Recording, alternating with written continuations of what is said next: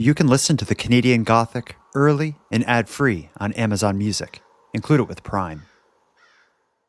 It's been more than 6 months since Lilly and Jack Sullivan were reported missing from their home in Lansdowne Station. But now, a renewed search led by a group from Ontario is set to take place this weekend. I think that if those children wound up in the middle river of Pictou, that there's a high possibility we locate them on Saturday. Nothing was found in that specific area, but teams did find a few items of interest. And it looks like it has like underwear burnt, like it's been burned. Does that scare you as someone so close to this, like to go weeks without even news coverage? Scare is not even the word to describe it because you just don't want it to go quiet. I want everybody to keep talking about this, to keep wondering, to keep asking questions. You are listening to Canadian Gothic.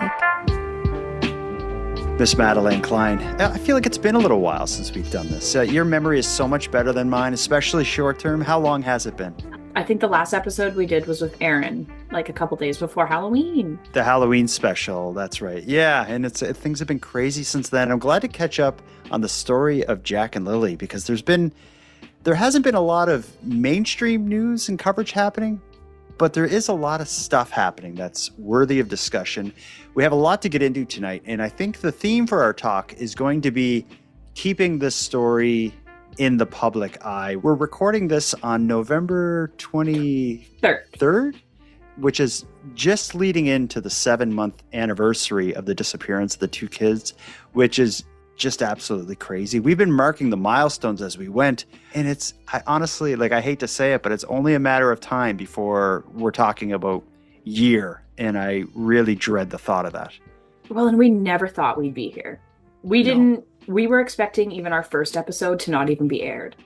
And here we are, no further than we were 7 months ago. Yeah, and I say the theme of our talk tonight in a big way is going to be keeping the story alive. And the last few weeks, there has been a lot that has popped up, but at the same time, I'm starting to feel a change in the discussion surrounding this case, at least in the mainstream. There's a whole lot less media surrounding Jack and Lily's disappearance. And thankfully, there were some things that happened recently that allowed the media to again revisit the story of Jack and Lilly. We're going to talk about all that tonight. And the things I'm referring to, the 6-month anniversary had passed at the beginning of November. There was also a vigil that was for the 6-month anniversary of the disappearance, but also for what would have been, or what is, Jack's 5th birthday. We're going to talk about a vigil that happened outside of a police station related to that date. There was also a mediums to large scale civilian search that occurred, and there's a lot to talk about with that. And tonight we're also going to have a guest here. We're going to be hearing from the paternal grandparent of Jack and Lilly, Miss Belynda Gray. We've talked about her on the show before. She is Jack and Lily's biological father's mother, and she offered to come on and talk to us a little bit about the civilian search that happened just a week ago, the time of our recording, and there's going to be a lot of interesting stuff to say about that. But before we get into all of that, let's start with you. Anything new, anything going on that you want to tell us about? I was contemplating whether or not to say anything, but that's another reason it's been so long since we got together. I took a little bit of a hiatus because I suffered a devastating loss. I lost one of my cats November 4th. So, and that, it was just, I think you and Aaron and I recorded like exactly a week prior, and I had no idea that he'd be gone by the next week. So yeah, it was very sorry. Thank you. It was shitty, and you're a cat person, so I get it. Oh, definitely. And he was my first baby, and it was terrible. So, but yeah, other than that, okay. So 2 events happened. So I lost my cat, but also our 3-year anniversary was on November 17th. If you can believe we've been doing this for 3 years already. Yeah, that is something, eh? Time flies by because we just met at random, did an episode together, became fast friends, and next thing you know, we've been doing this for 3 years. So much has happened in such a short amount of time, but it's been a blast. It has been fun. It's it's been, I can't believe it's been 3 years. Doesn't feel like it, Yeah. but Well, I feel like we're just getting started. That's the problem. me too. Yeah, we're just kind of figuring it out now. It's 3 years. What the hell? What have we been doing? We have to work out the kinks. So. Yeah, exactly. We got a lot to get into. So let's start. One other thing I didn't tease that's exciting tonight is we have a whole lot of voicemails with feedback, questions, comments, and opinions related to this case. When I say there's a lot to get into tonight, this is like a variety episode, unlike anything we've ever done discussing this case. We have so much to get into that I hope you have a drink there and are settled in, because if we're going to be here a while, we got a lot. But let's start. I mentioned the first thing we'll talk about is the 5th birthday vigil, I guess we'll call it. It's the 6-month anniversary and Jack's 5th birthday. There was a silent and solemn vigil held on Wednesday, October 29th, outside the RCMP detachment in Stellarton, Nova Scotia, that marked Jack's 5th birthday and the 6-month anniversary of the disappearance. There was a moderate-sized turnout that included some people you may recognize. We'll watch a bit of news coverage of it. The children's stepfather, Daniel Martel, of course, was there. But let's listen to a short news piece covering the vigil outside of the police station. Outside this RCMP detachment where a memorial for Jack and Lilly sits, more than a dozen people came together to mark what should have been a celebration, Jack's 5th birthday. Wherever he's at, I hope he knows he's loved. I hope Lilly knows she's loved. You know, we've never stopped loving her. It was a quiet but emotional evening, filled with tears, memories, and hope. All the days are kind of the same. You wake up and you go to sleep with the same thing on your mind, and you just want the answers, and we have nothing. Family members read poems, and new stuffed animals were dropped off, joining the growing tribute that stood here for months. For Jack and Lily's stepfather, just being here was both comforting and difficult. I wish I was there for his 5th birthday, but you know, I'm not, and I can't be. At least we have everyone gathered together to celebrate his birthday. RCMP officers also attended, not to speak about the investigation, but to stand with the community. The memorial site is out front of our office here, so we see it on a daily basis, and the members are concerned, they care, and again, they just want to be here to support everyone that's here. The vigil may have ended, but for those who love Jack and Lilly, the waiting continues. So I mentioned at the top, a theme of this talk tonight is going to be keeping the story alive. This vigil and things like this, like that is I think the main purpose of it. It gives a reason for the story to be in the news again. And the vigil to recognize Jack's birthday and the 6-month anniversary did do that at least. But I don't know if you heard in that news clip, a dozen people showed up. I'm surprised that it wasn't much more than that. Yeah. I expected at least like 50. But that all said, I'm glad to see that people who care are finding a reason to get the media out, to get the police to, come and stand there and, whatever it is they do, at least recognize what's happening. Well, it's unfortunate, but cases are so easily forgotten. And unless you have a good team advocating for you, you'll just, stuff keeps happening and you'll get pushed to the back burner. So yeah, exactly. And you see that, and what ends up happening when that's the case, it's, if you're lucky, on the annual anniversaries, you may have the police issue some kind of press release or something. It gives the media a reason to talk. In Jack and Lily's case, you have advocates who are shaking the branches and making things happen. And again, that's our theme tonight. We have the people who organized this vigil to commemorate 6 months and Jack's 5th birthday. But there's a much bigger update that got a whole lot more media attention. I'm talking about a large-scale civilian search. I'll tell you a bit about this group. They're called Please Bring Me Home. I don't know if you've ever come across this group in any of the stories you covered, but they're a nonprofit group founded in 2018. They claim to have located more than 50 people by combining anonymous tips with hands-on investigation, like civilian ground searches, and community outreach. Please Bring Me Home announced that they were going to get involved in Jack and Lily's disappearance, and they were going to do it by way of a civilian ground search that they're going to organize, or that they will have organized.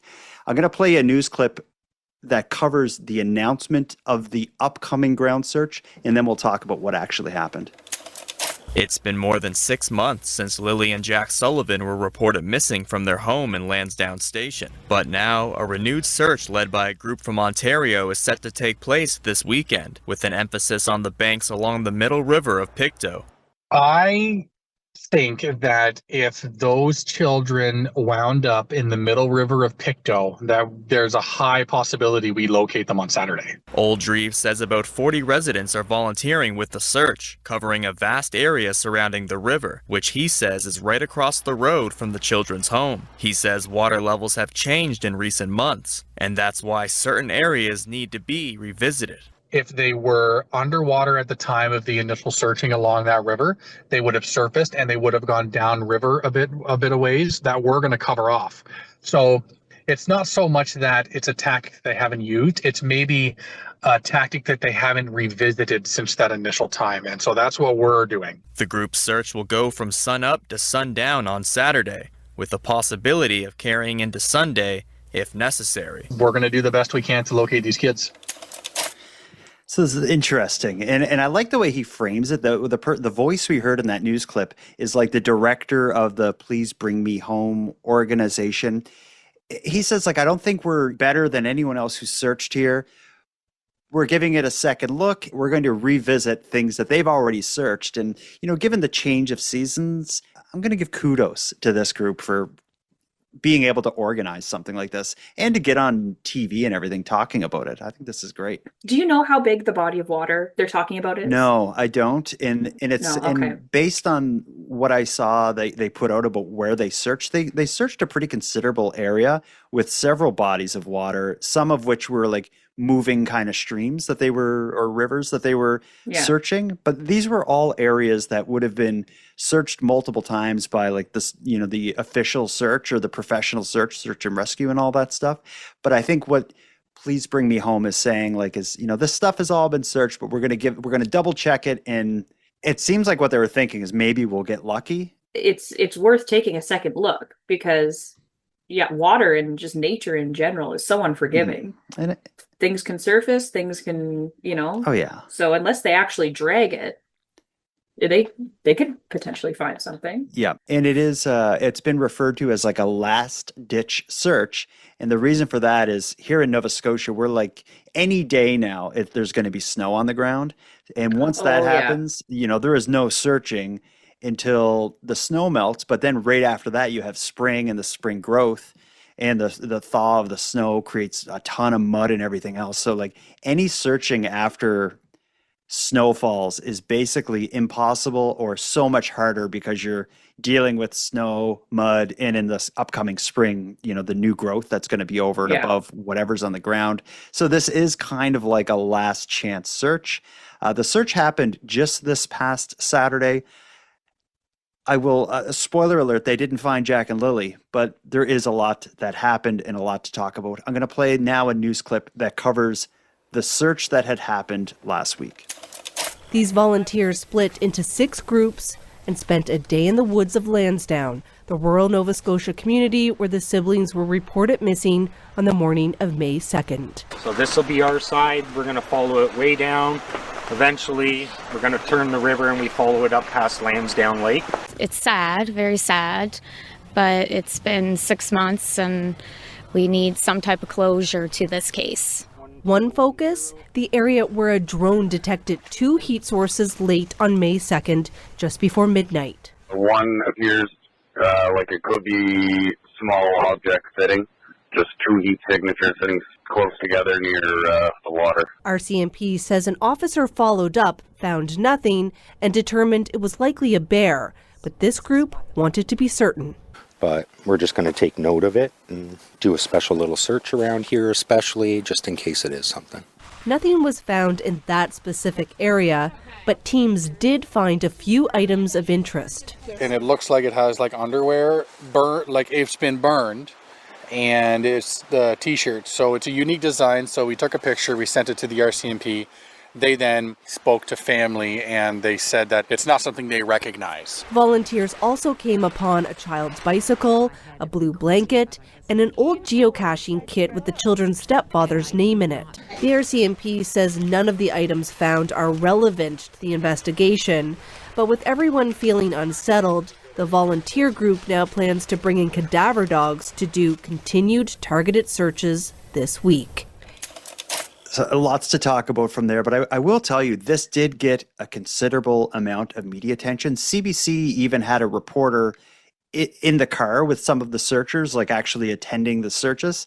This group, Please Bring Me Home, they made it happen. They got, enough people there to form teams and do a large scale ground search. Yeah. We heard in the news clips kind of the main discoveries that came out from this. Which one do you want to talk about? Okay, what did they find with Daniel Martel's name in it? Yeah, this is kind of strange. This has piqued my interest. Yeah. Well, and then they said it has nothing to do with anything. What? So the RCMP have come out and said all of the discoveries they made were passed along to us and none of it has any like evidentiary value or whatever. But the thing that they found that had Daniel's name was a geocaching kit. Do you know what that is?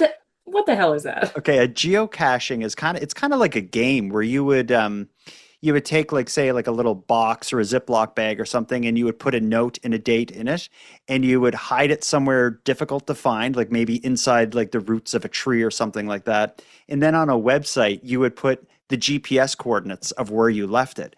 And someone would then behind you would go and try to find your geocache. And this area where the kids went missing, like Daniel Martel grew up there. So the geocaching kit they found, it had his name and I think the year like 2014 or something. So it was just something he was doing like 10 years ago. But geocaching, that was a big thing a long time ago. I think it became popular when a lot of people had like GPS stuff on their phones and everything. Okay. I mean, like when that first started. It's a cool idea. Like it's an interesting idea. I just when I heard that I was like, what? Like what? And they didn't find it any like interesting. But okay, that makes sense. Like I think it's just unique that they found something like that, but that had his name on it of all people. But aside from that, they found some burned clothes or partially burned clothes. That photos of the shirts and stuff were ran by Jack and Lily's family. Didn't mean anything to them. They found a kid's bike, but I have a feeling if you go wandering around in the woods near bodies of water and stuff, you're going to find bikes and shoes and car tires, maybe even a car or a dishwasher or something. That stuff's just out there. For sure you are. And aside from that, it doesn't seem like they found much of anything. Which is so disappointing. Imagine the searcher that found the blanket. They probably thought they struck gold. They were like, yes, this is it. Yeah. No. But I think the problem though is like at this point sending people out, people that are that close to the case, like everything, and by that close to the case, like the people searching are going to be people who are closely following this case that are going to sign up for it. Like what Please Bring Me Home, the group did, is they made posts online saying, if you want to join us on the search, go here and fill out this form and, we'll contact you and make it all happen. So it's people following Jack and Lily's story or directly connected to it that actually went. That's a good thing because you have passionate people that are willing to do it. But as far as the quality of searching, I think it's almost like sending a bunch of like UFO investigators somewhere that there may be UFO activity. Like, of course, like everything is going to mean something. And if you're too close to the search, I just don't think it's like going to be effective. Everything they found was probably, whoa. And then it wasn't. For sure. Yeah. So when this civilian search happens, there's a whole bunch of media coverage, just like the clip we just saw or listened to. And then the RCMP just issued the statement like the next day saying like there's nothing of relevance to the case. And I don't think there's any surprise that this area was searched so thoroughly by professionals. Exactly. That this civilian search was just kind of like the last chance, Hail Mary, that could have gotten lucky, but it didn't. Of course, this Please Bring Me Home search, they like their heart is obviously in the right place, but aside from, searching the water again, they're not going to find anything of importance that hasn't, like, there's been a professional search team out, multiple. Yeah. So they didn't just miss a baby blanket.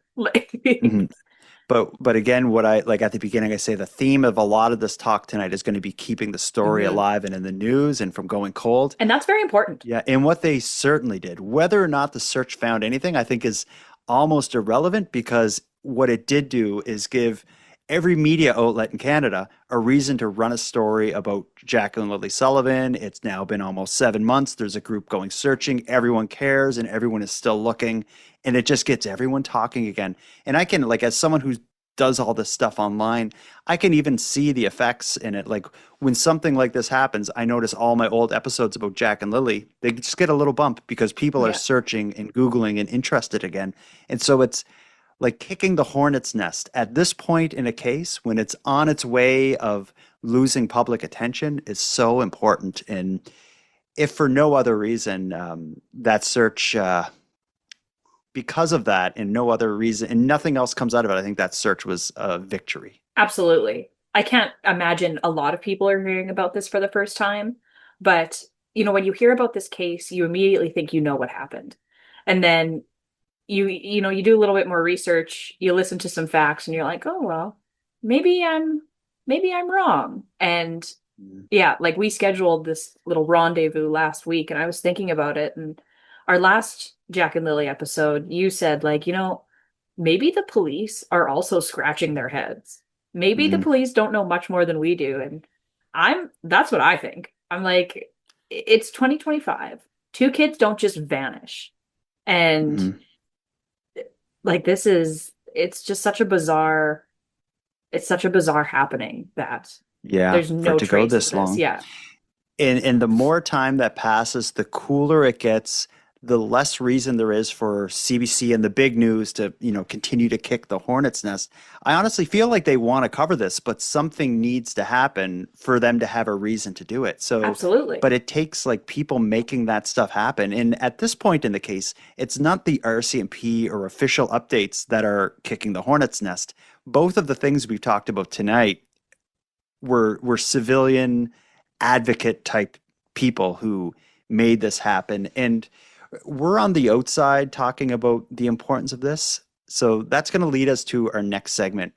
We're going to take a short break. And when we get back, we're going to hear from Belynda Gray, who is Jack and Lilly's biological father's mother. So their paternal grandmother.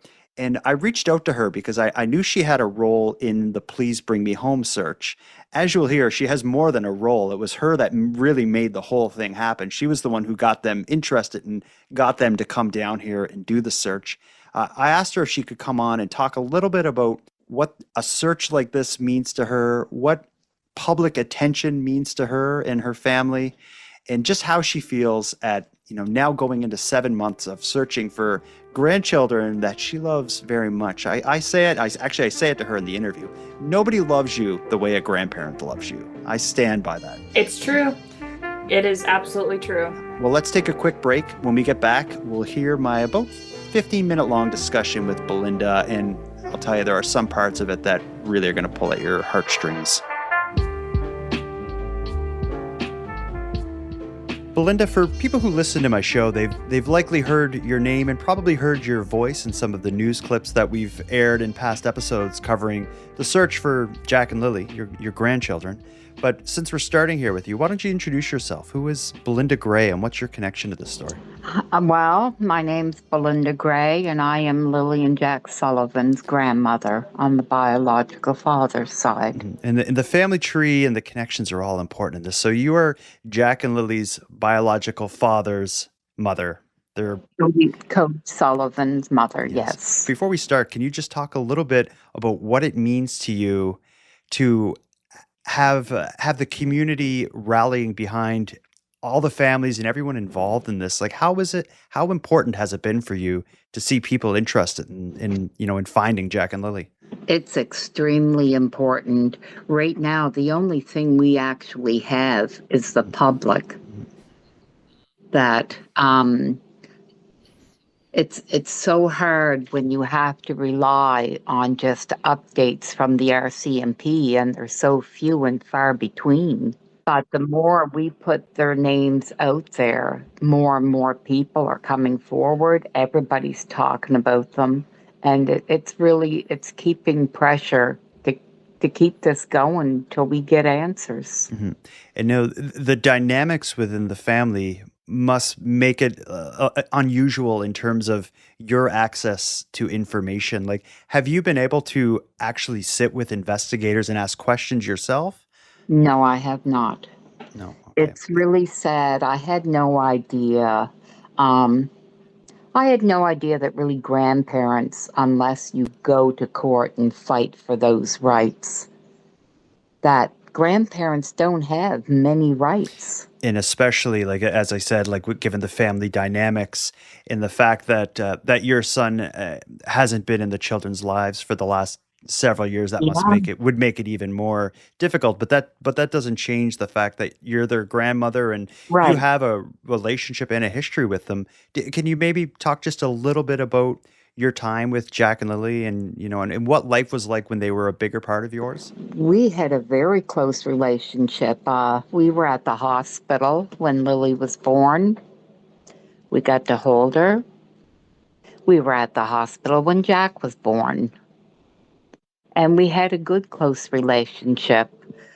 It remained close for almost the whole first year after Malaya and my son split up, that we still maintained a close relationship. And then it started to pewter off quietly, and I knew she wanted to move on with her life, and I was all for that. I felt she deserved to be happy. But I didn't think it was going to take the turn that it did, that we were going to be completely shut off. I thought once she was settled for a bit that it would pick back up again, but I wanted to give her that space. And what you're referring to is when her and your son Cody split up, from that point on, my understanding was you still did see the children on occasion, or is that not right? Like, No, she used to come. She used to bring the kids every couple of weeks for a visit. With you or with Cody or both? No, with me and my partner and other relatives that I might have here at the time. No, Cody was not living here at the time. So Cody did not play a part in their lives at all after the breakup. But there was still an effort to maintain the relationship with their mother, their grandmother, Belynda, of course. And when did that change? Like, when did you start to see it turn to, And she told me she had met Daniel, and she stated what a great guy he was, that he was divorced, he had 2 children, and she felt that this was the one that she was pretty happy. So we were thrilled for her. And I'm assuming it was up until 6 months after she was with him. She still come for visits, but they weren't as frequent. And she was telling us that he was uncomfortable with her coming here. Okay. So we invited him to come. He just never did. So then when she stopped coming, we call her and say, look, we come to the grandmother's, to Patty's place. And if that works better, then that's what we'll do. So then we started visiting at Patty's place. And Patty's Malaya's mom. Yes. Yeah, okay. Well, no, Patty is Malaya's grandmother. Malaya's great, yes, of course. Yes. Yeah, that must be so hard. I just I know I think I've said this to you before in a conversation we had, but for me, like the relationship with a grandparent is like such a special one. Growing up myself, my grandmother and grandfather had a huge part in raising me. So I've always saw like the relationship with a grandparent as a sacred one. And I feel like there's no one in the world who loves someone the way their grandparents love them, even more so than parents. But it is such a beautiful feeling that it's really hard to describe, because as a parent, you're worried about raising your kids. You're worried about teaching them the right and wrongs. And there's that steady pressure until they get out on their own. Yeah. As a grandparent, you just feel the love, just the love. Absolutely. Now, the reason we're connecting today is I wanted to ask you a few questions about what I'm referring to as the civilian search that occurred last week. There was an advocacy volunteer group. PBMH, yes. Yeah, standing for Please Bring Me Home. And they did a ground search in Lansdowne Station for Jack and Lilly, and you took part in it. So I wanted to ask you a little bit about it. So first off, when you heard that there was a civil, like this volunteer organization conducting a search as opposed to search and rescue or the RCMP or whatnot, what was your initial thoughts hearing that this was going to be happening? I had contacted PBMH back in, I think it was July when I had first heard about them. And I went on their website and you fill out a form, you explain the whole situation, and I waited for them to get back to me. It wasn't until, I believe, the end of August, I reached out again to them. And that time they did respond and stated that they were interested and that they would be in touch. And then I was in touch with the person that was leading that investigation at the time was Chrissy. She's their investigator. So I did an intake with her describing everything from my perspective, what I knew. So Malaya's family was on board with the PBMH group too. So then it was decided that they would do a search. Okay. So I before right now, I didn't realize it was you that actually put all of this in motion. Yes, yes. I was given their name. A woman did give me their name, and because she was from Ontario and she was familiar with the organization, and she told me I should try reaching out to see if they would respond, and yeah, they did. Wow. And so what they ended up doing was first they put a call out for interest saying if anyone wants to get involved in this search, Yes. sign up here and here's when we're going to do it and we're going to show up.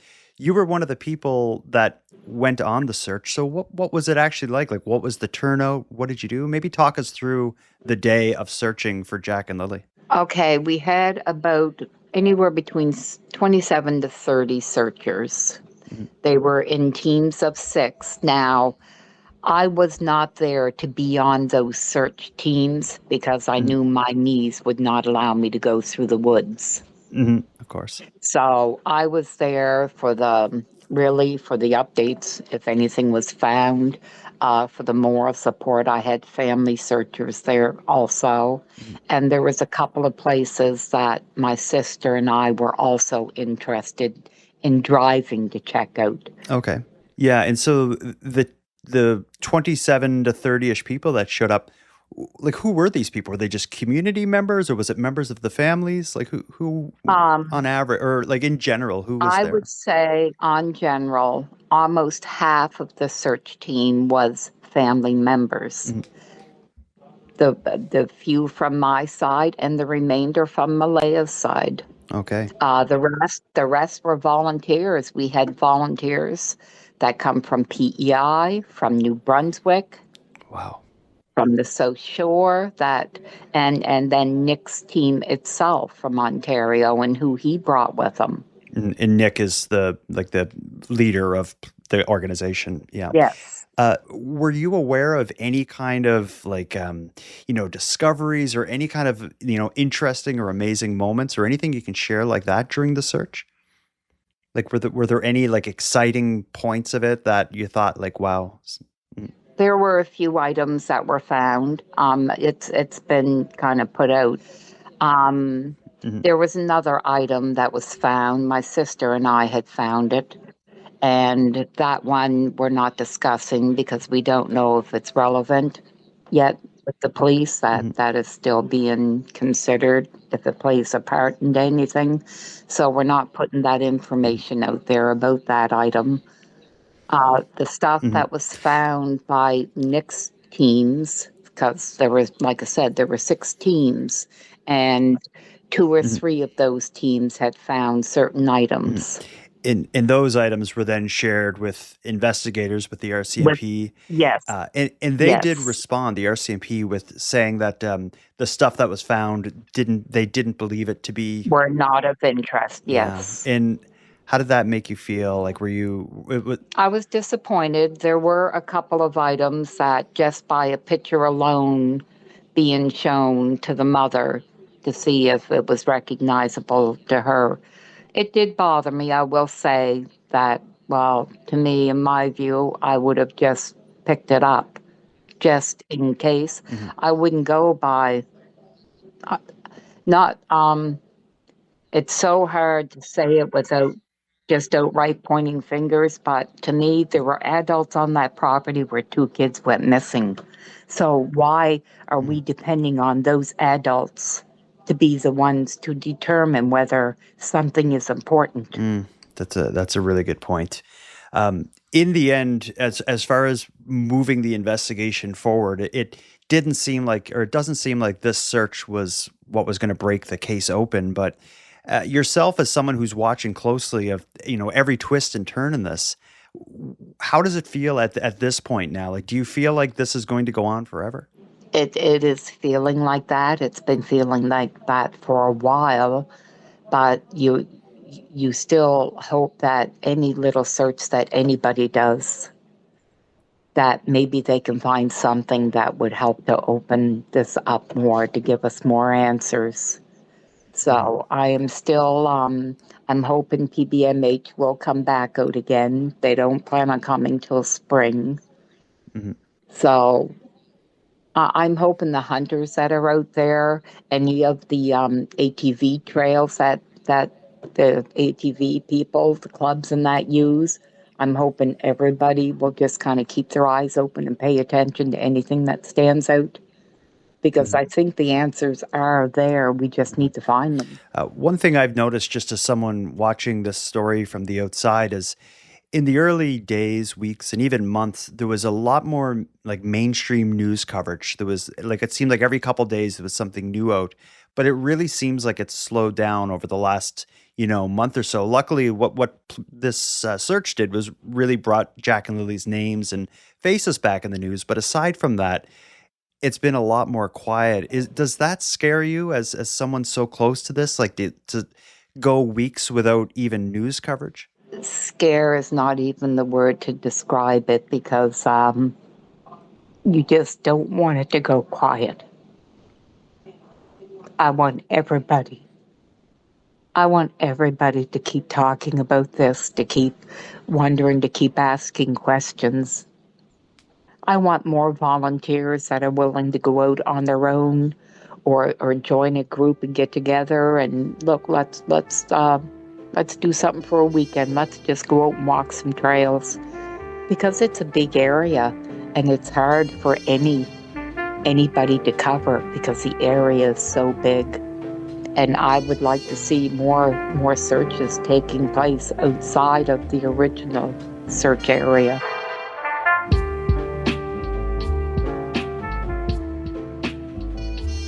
Huh. It was tough at the end, this idea, like when I asked her about the media coverage cooling down, does that scare you? Scared isn't even the word, she said. And it's, like I notice it as someone from the outside. Like when the story starts to go away, I'm like, ooh, this is not a good sign. People that close to it, that just must be horrifying. Oh, and I can't imagine, I'm not sure guilt is the right word, but Belynda hadn't seen the kids for so long. And that doesn't mean that this is any less hard for her. They're still her grandkids. And I couldn't imagine what she's going through. Yeah. Or anyone in the family. Yeah. And I didn't mean to get into all the family stuff with her, but what she did say was even after the breakup of Malaya and her son, she was still in the children's lives. Malaya was making a point to take the kids over and, they'd all hang out. So she still had a role in their lives. But it wasn't until Daniel came in the picture and he was uncomfortable with that. And that led to Belynda and her part of the family kind of being shut out from the children's lives. And that's really sad. But I think at one point, in one way, maybe you could say she was moving on with her life and that was a part of her old life and she was moving forward. And no. Even if that was the case, there would be people critical of saying you can't move forward from family. It's that family is forever. But That's right. I think there's a part of this conversation about Daniel is this idea of controlling. And Malaya's family have come out and accused him of being somewhere between controlling and abusive, or maybe even past that line.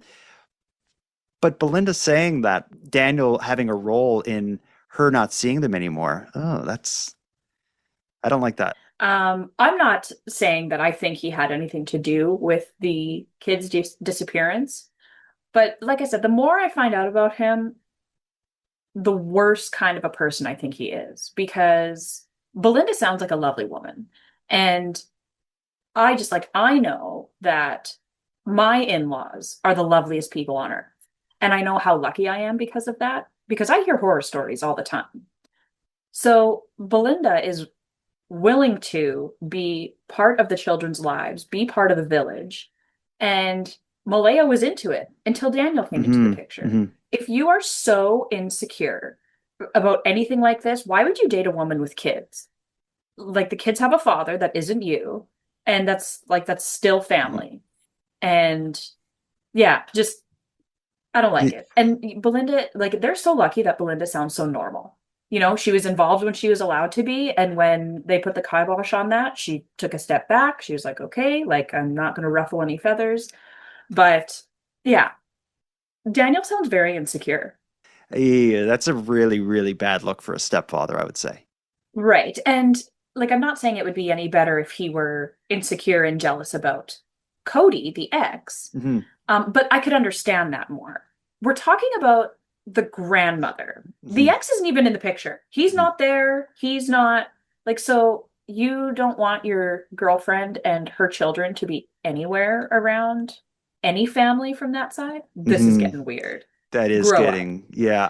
When she started answering those questions and got into that, I was like, oh, I'm not feeling good about this. No.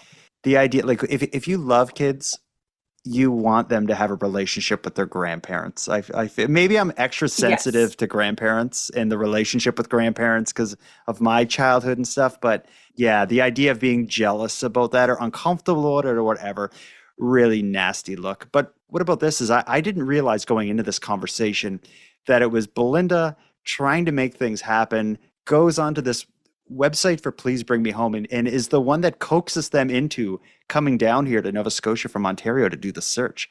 I think that's pretty amazing. And I think that shows her commitment to making things happen in this case. That speaks volumes, I think. Yeah, Belynda is the like silent superstar of all of this. It seems it, right? Yeah. Yeah. And I should also say that Belynda had to, in terms of the discussion around this case, she kind of had to overcome a bit of adversity in the beginning because in the early days, her son Cody was seen as a bit of a villain online in the discussion. So she came in kind of associated with him, and there was a lot of questions about that.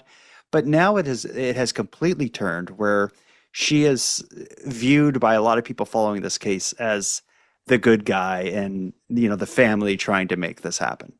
CBC wouldn't have been covering it last week, nor would CTV and Global and anyone else had it not been for her getting a civilian group to come down here and do something. Yes, the search didn't find anything, but it did remind everyone that Jack and Lilly are still missing. And I think that's a big win. So let's take our final break. When we get back, we have an interesting segment to end the show with. This is nothing we've done in this series before. We reached out to listeners and followers of this case, asking them to share with us their thoughts, their opinions, and maybe some of their theories on what's happening here in the disappearance of Jack and Lilly. We have a couple interesting voicemails to break down. So take a quick break.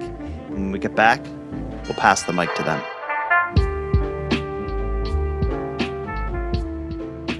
So, Madeleine, this next segment, this series of voicemails we're going to talk about is going to take us all over the place because we basically just called out for theories, opinions, ideas, anything someone wants to say about this case. Our voicemail box was open. Anyone who wants, and I should say since we're here, anyone who wants to contribute to the show, go to thecanadiangothic.com/contact and you can send us a voicemail like the following people have. We got a bunch of voicemails to go through. I tried to put them in a little bit of an order to keep us on track, so let's just jump right in. First person we're going to hear from is a listener named Amy, and she wants to weigh in on what we're referring to as the ear witness. You'll recall that people in the community, two gentlemen, recalled hearing vehicles in and around the home the night the kids went missing. The RCMP investigated and eventually came out and said, we don't believe that there were vehicles coming and going. We talked about that in a past episode, but let's hear what Amy has to say about it. Hey guys, listening to the newest episode on Jack and Lilly. And I'm in Cape Breton, but I live in an area very remote, just like Lansdowne. And you notice when a car comes and goes. You know the noises, the sound of your neighbors. You know exactly when that truck is going to shift going up the hill because you hear it 3 times a day, every day, for example. And if I, out of the ordinary, was hearing a car that I know is my neighbor's or sounds like my neighbor's going back and forth all night, when it doesn't do that every night, I would for sure take note of it. And I wouldn't jump right to the cops either. I would talk to my neighbors, like, did you hear that car last night? Or, did you see it? It's clearly out of the ordinary. And then I would go to the cops, or unless the cops knocked at my door first, you know what I mean? So I think when we talked about the ear witness, I don't know if it was you or I or both of us, but kind of poo-pooed the idea, like, why would you remember that? Like in the middle of the night, a week later, you remember like something you heard on some random night, 5 or 6 days ago.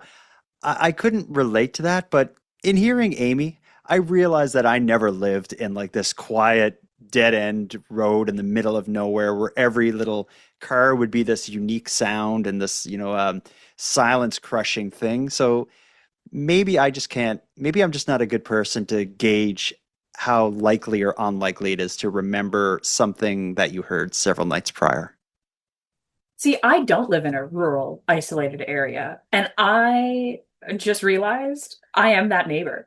Mhm. Like, I don't live on a busy street by any means. And yeah, like if I notice or hear a car driving by, I'm like the one looking out my window, or in the middle of the night, if like there's even just a little bit of action, I'm watching. Really? Because I Okay. often think to myself, I'm like, if something went wrong, I just saw everything and I can report back to what I saw. Nothing ever has happened, but I'm very nosy. At the time, I would notice it. If I was sitting in my house and I heard a car drive by, I would notice the car drive by. I'd hear the sound of it. It was a big truck. It was a small car. It was a motorbike, whatever. I maybe would remember that. But keep in mind that these people heard this before like Jack and Lily were reported missing and it was news. So if you came to, so it wouldn't have been that valuable or important at that time, or at least you wouldn't have thought Just it was. noticeable. So like if you came to me today and you're like, Jordan, like the most important thing ever that has ever happened near your house 3 nights ago. Did you hear anything? I'd be like, what? I'd be going through my phone looking at photos I took to that night, like the timestamps, to try to even figure out what night they were talking about. I would never remember, like, yeah, like a motorbike drove by and it backed up and then it drove away again. Like I would never remember that. But then again, a lot of cars pass by my house. But you get what I mean. Like Madeleine, like you look out your window and you're the nosy neighbor that makes sure everything's safe out there. Did anything happen outside your house 3 nights ago? Not that I recall. Not that, but nothing, noteworthy has happened. So I have a hard time with that. But according to Amy, who has better experience living in a kind of a quieter, more remote area than you or I do, maybe we're just we're not the right people to weigh in on that. But either way, this whole thing with the ear witnesses, we talked about it quite a bit on a prior episode. The RCMP have an incredible amount of video footage and everything else from that area. So I like to think that if vehicles were coming and going on the streets, they would have been seen. If they were going through the woods, there would have been tracks and stuff found. And like, and we've discussed this before, many times before, but like, that's why this case is so baffling, is because the RCMP and, police have gone through the security footage with a fine-tooth comb. Like, no one that shouldn't have been in the area was in there. Where did these kids go? Yeah. And it all comes down to, did the kids wander off and get lost in the woods and nobody can find them for whatever like bizarre reason, or did someone take the kids? And it seems that that's the only 2 options. We have a series of voicemails I'm going to play that relate to the abduction hypothesis, we'll call it, people believing that the kids were abducted. Let's start with a listener named Cindy, who does believe the kids were abducted. This is Cindy calling from the source of much hell that is Washington, D.C. I just wanted to comment on the Jack and Lilly saga and the many episodes that have unfolded during this long period of time that the mystery has continued. My theory is that, I mean, it seems kind of an obvious one, right? Like they seem to just have been abducted, but I'm not entirely convinced that the parents didn't somehow arrange it. For what purpose? I'm not sure if it has something to do with the mother's ex-husband or the father, the biological father of the children, or, they were abducted by a stranger and they're so far away that, any local evidence is never going to be found. Anyway, that's my theory. Love the show. Thanks. She makes a good point. Abduction seems to be the only thing that makes sense in my mind, and it seems to be in Cindy's as well. But as far as, is it a stranger? Is it someone close to the family? That seems to be the mystery that everyone's discussing. I'm just going to jump right into the next voicemail because several people discuss the abduction hypothesis and their own unique kind of theories set within that. Let's hear from a listener named Christy, and she's going to be talking about the tip we discussed in a past episode as well, which is it appeared in the police search warrant documents. It was the morning the children were reported missing. A witness recalled seeing two children walking down a street towards a sedan that had a back door open. So a listener named Chris, wasn't a woman standing outside of the almost like car? Ushering the kids into the car. Yeah. Police investigated this as well and were never able to identify the kids or this woman or the sedan.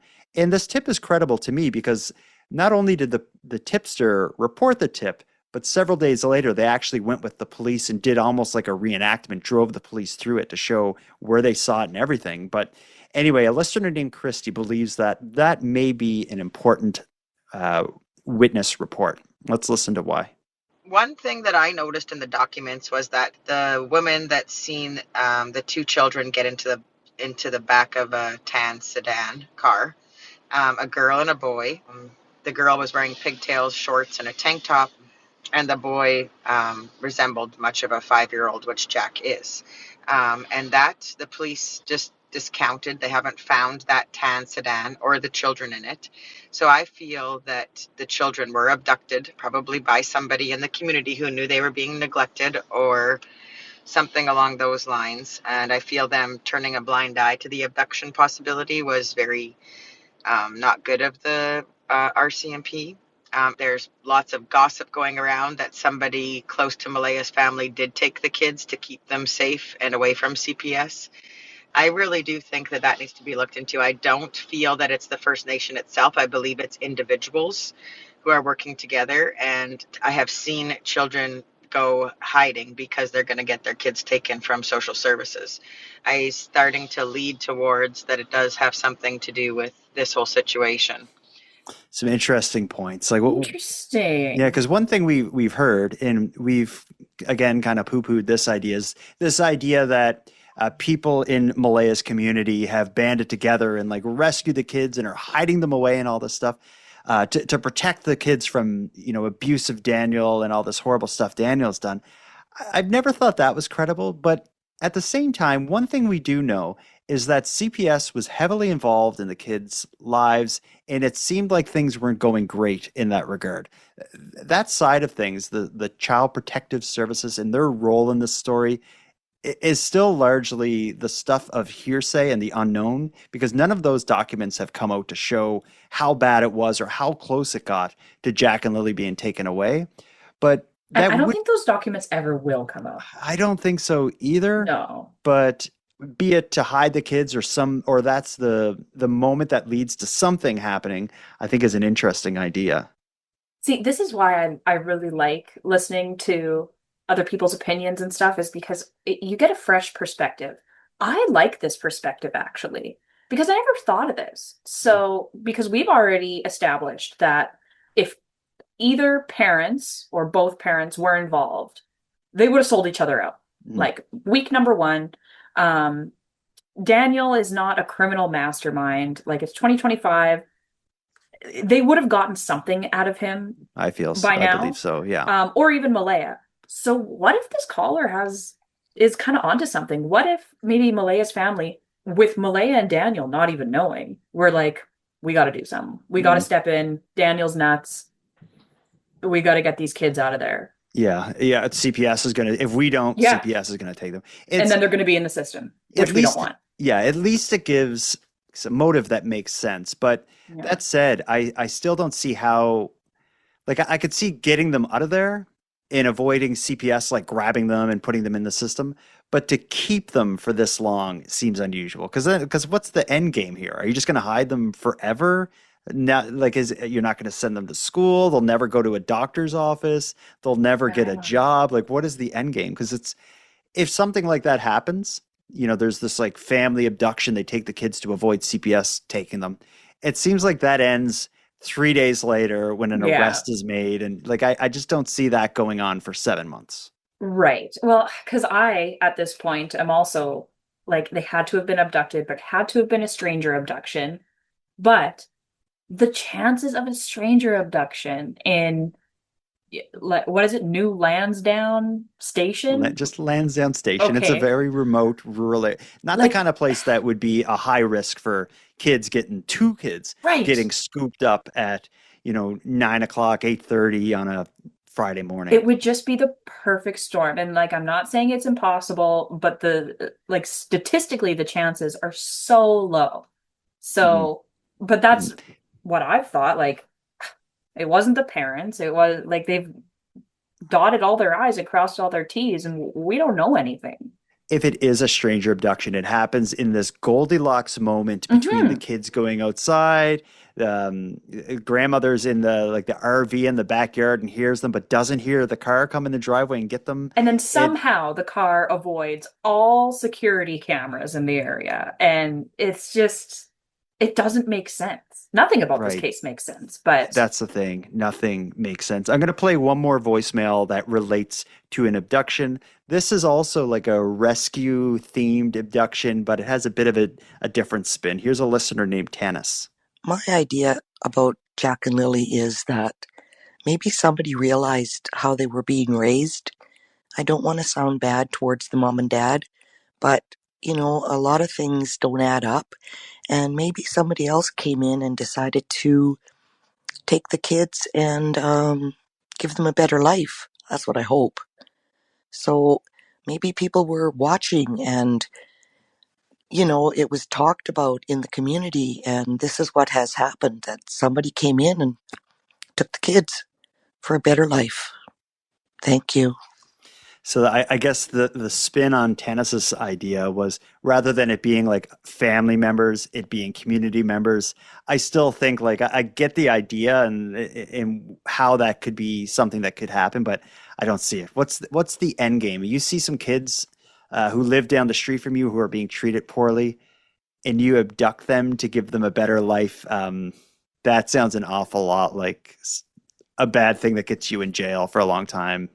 But what we have to remember is our experiences are not their experiences.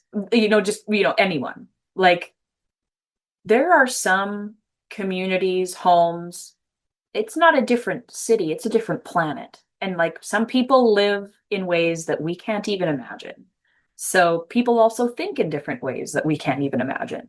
Mm-hmm. I don't know. I don't see anyone getting away with it. And what is the end game? What do you hide them in your house forever? You can't take them to the doctor. You can't bring them to a dentist. What happens if they get a throat infection or an ear infection or a pink eye, and the million other little things that kids get constantly. Not to mention, these children seem to have I don't know if the right word would be special needs or learning disabilities or whatever. These are kids that are gonna take a little work in parenting. There's two of them. I don't see an abduction to rescue them from CPS. They're also 4 and 6, which is like verbal, and they remember stuff. Like, you're not taking babies that you can like reshape and rename and just give them a new identity and that's how they live. Like, these kids already have lives that they know about. Yeah, and that's right. We all know kids can't lie. Mm-hmm. They're very terrible liars. Yeah. So. I'm sure there are people listening though who could think of a case where someone was abducted and it went on for years and they got away with it or whatever. And if it does happen, it's like a 1 in a million thing. And to do it to two people two kids. To like change identities and whatever else. Yeah, I don't believe like if and when the answer is found, I don't think it's personally, I don't think it's going to be an abduction that relates to rescuing the kids from CPS or a bad situation.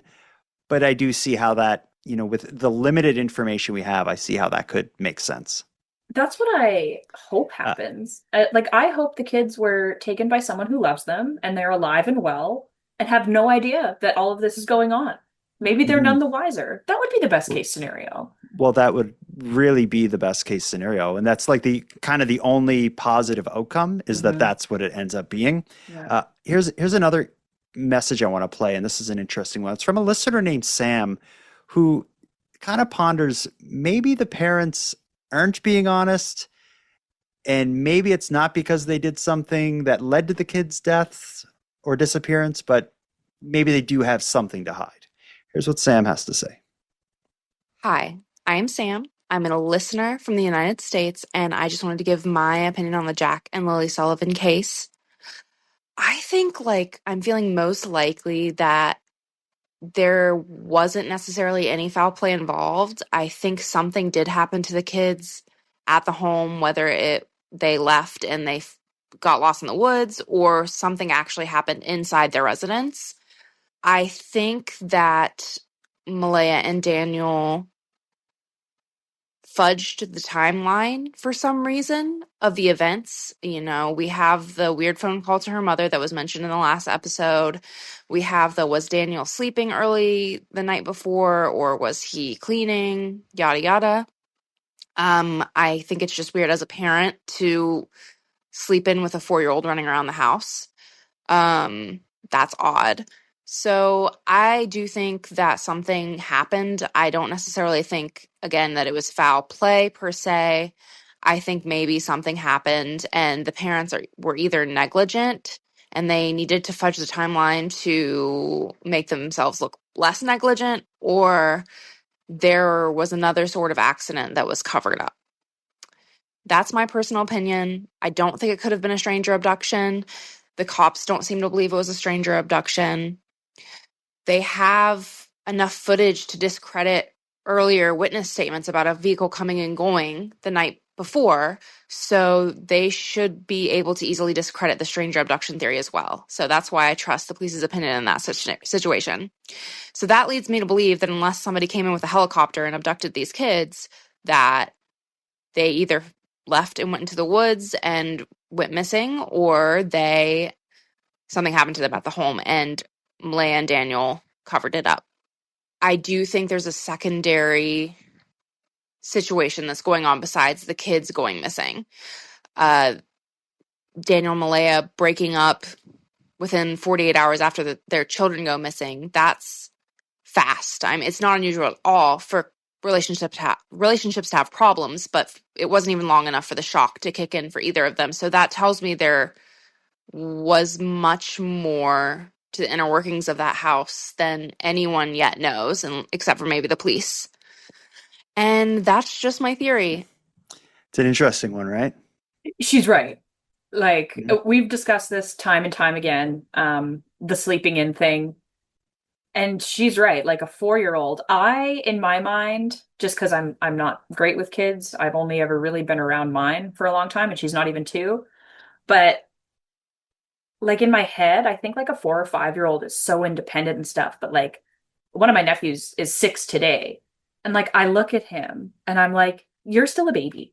A 4 or 5-year-old absolutely needs supervision. They're just loud, active babies that can really get into trouble. Oh, and they just bumble around and I for some reason in my head, I think a 4, 5, 6-year-old is so much more independent and mature than they are. But then I look at a 4 or 5-year-old and I'm like, you're a baby. Yeah. Why would I ever let you in my house unsupervised? Yeah. And Sam's idea is not that Malaya and Daniel set whatever happened in motion, but maybe something happened that would look badly or could get them in trouble. And maybe that would be motivation to be dishonest or fudge the timeline or make stuff up or try to hide something. And maybe that makes a bit more sense, but I still think that But they can't. No, they would have sold each other out by they now. break up. Yeah. So it would need, so like to talk this out, it would need to be something that was equally damaging to both of them. Mhm. Something that would land both of them in jail. It would make it so neither of them will ever see their other kids again. Because they do have Or is Malaya that scared of Daniel? she's been away from him long enough. She's separate from him now.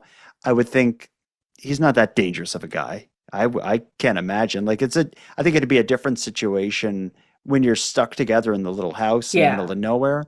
But going on 7 months later, if he was that awful, I feel like she's escaped now.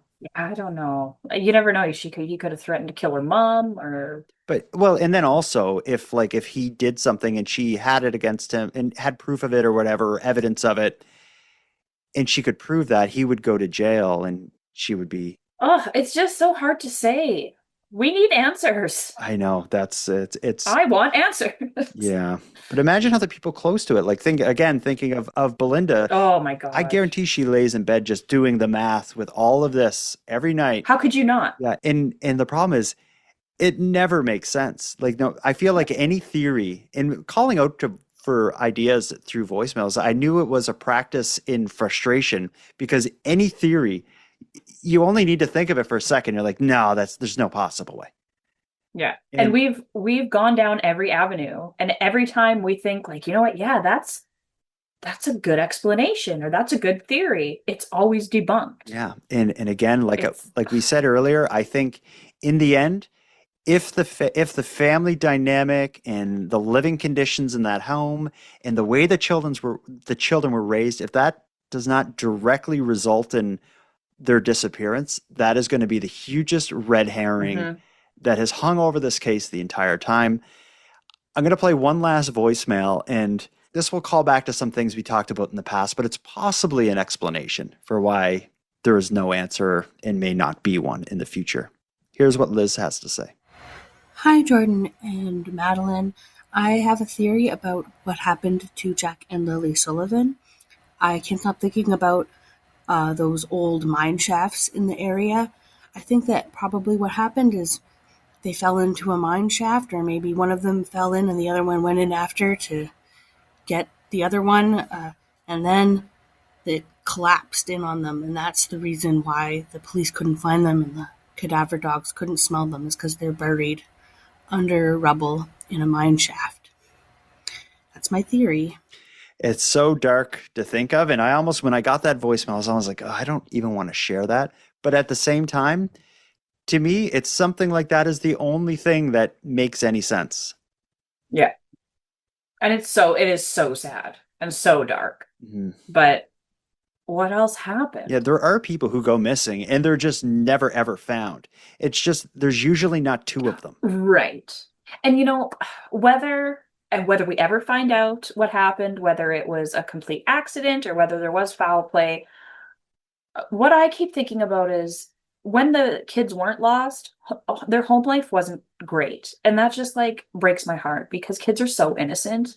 They're so innocent and they didn't deserve any of this. It's just such a terrible situation all around. Yeah, it is. And to have no explanation and no answer it's very. Well, and now they have a sibling who's going to grow up, and this is going to be the nucleus of their lives. Yeah. Like, they may not remember a lot of it, might be their first memory, but like, they're going to grow up with Malaya and know that they had two older siblings that went missing when they were a year and a half old. And Mhm. Yeah, and even worse than that, not only did you have two siblings that went missing and all this stuff, but then there's also a huge amount of people who think your mother did it. oh my God, I didn't even think of So that. like, yeah, Ugh. it is so dark and all the family dynamics. We've even heard it in this episode. We talked to Belynda who kind of hinted to some of the difficulty within the family. If you recall in the vigil that was for Jack's birthday and the 6-month anniversary, Daniel Martel was there, but it didn't seem like Malaya's family was there.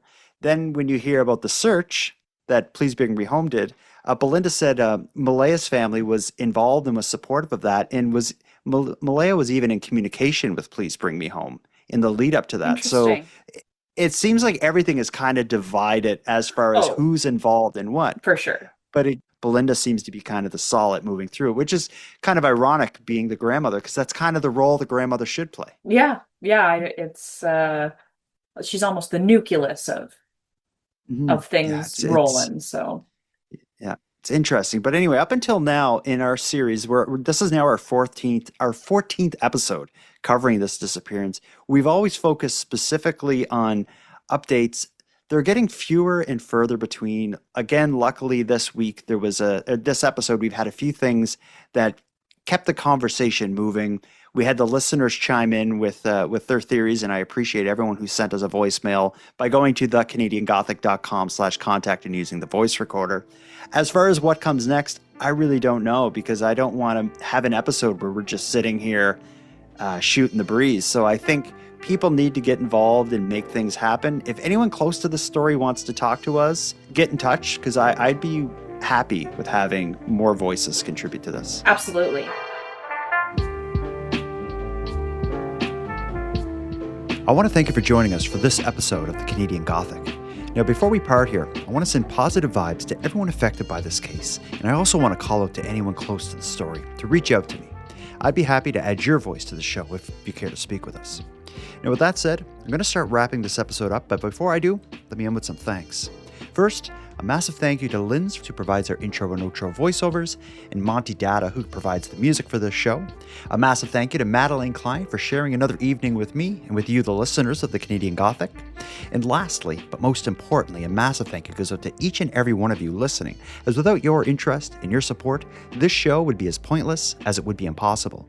Now, on the topic of support, let me thank the newest subscribers to the premium feed. Emma, Francine, and Tara, thank you for your generous support. And for anyone else who'd like to support the show, you can do it in a variety of ways. First of all, a premium feed subscription costs just a couple bucks a month, and that money will fund the creation of new episodes. But the premium feed will also give you those episodes 2 days early, give them to you ad-free, and give you access to a back catalog of episodes. If that sounds like something you're interested in, you can go premium at thecanadiangothic.com/subscribe. And even if you don't want to go premium, you can still support the show by sharing this episode on social media and letting all your like-minded friends know why they should listen. Your support is very much appreciated. So now to close this all off, until next time, take care of each other, hug your loved ones tight, and let me know if you see anything weird. Thank you for listening to Canadian Gothic.